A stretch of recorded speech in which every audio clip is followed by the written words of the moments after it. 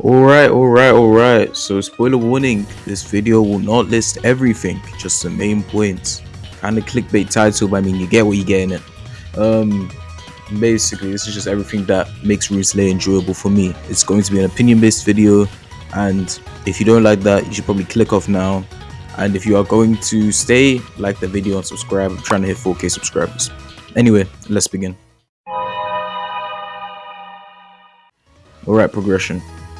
But whilst progression can be argued to be a bandit beater, it probably is some of the best progression on Roblox. Now, hear me out. I know it is just like literally hitting NBCs, but one of the reasons why I'm saying this, right, is because let's say for a new player, like in the game, like anyone who played on release, there wasn't a Trello, so you literally had to just do the quest, and the quests they made the quests perfectly to the point where you don't actually need a Trello to really play the game. You can literally just do the quests, and it will teach you slowly from the start village, like the mechanics of the game, like taming, fishing, food quests, and things like that, making potions. Like, it makes sure that you're like learning the game without having to, go, oh yeah, straight onto Google and find that Trello. Like, in my opinion, that's pretty good. That's pretty nice game design. But what else is there as well? You don't repeat the same quests. Like, for me anyway, I didn't have to repeat the same quest. Obviously, sometimes you have to kill like the same 2 sets, but like it's not that serious. Like, it's still diverse quests. You don't have to farm the same thing over and over again. You like, for example, me personally, I stayed in the Star Village for like 2 hours, and then I went to Ashenshire. And like, even then, when I stayed in the Star Village, I killed wolves and boars and things like that. You don't have to do that twice ever. You don't really have to do that twice. That diverse set of quests, making it that you don't have to do the same thing over and over again, makes the game like decently fun to progress. And if we talk about how challenging the mobs are as well, this one's kind of like really opinion based. Me personally, I like when games have like challenging mobs, challenging progression. That for me is like, it makes the game more fun. And I know some people can relate to that, but I know some people genuinely just can't. But yeah, so I like the challenging part of progression as well. Alright, let's move on from that. Point would be builds. Builds actually can be decently diverse with different subclasses and different classes for me to choose from. Like, for example, my friend, my friend group, we basically had no duplicates when we were progressing. So like, with the amount of build choices you have, like, it's nice. And the races as well, bro. The fact that human is actually a good race. That's one of the only games that actually make human decent. Like, the commons are decent, the rares are decent, the Dullahan is, in fact, that's like the rarest one, but even it's not even that crazy. I just like the fact that you like, you're forced to have a common race, but the common race won't be bad for like PvP or PvE. That type of equality, in my opinion, is nice. So you don't necessarily have to spend money in the game to try and roll for like a good race. You can if you want to, but it's not like forced. Let's move on to trading.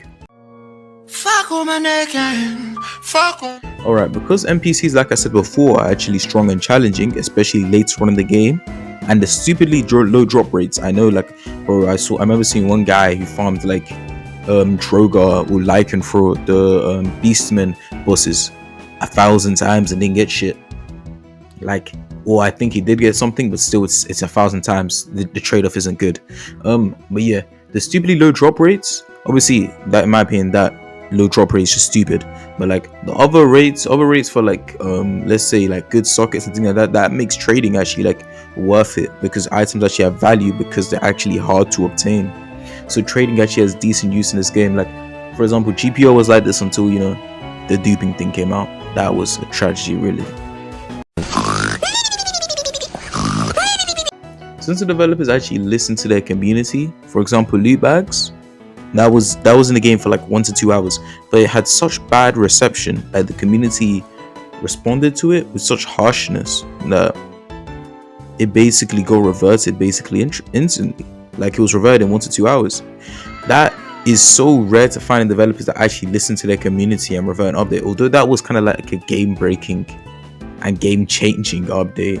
Like, oh, so other developers may listen to that, but there are some developers that would actually just take a few days out of pride or laziness, I actually don't know, just to make that simple revert.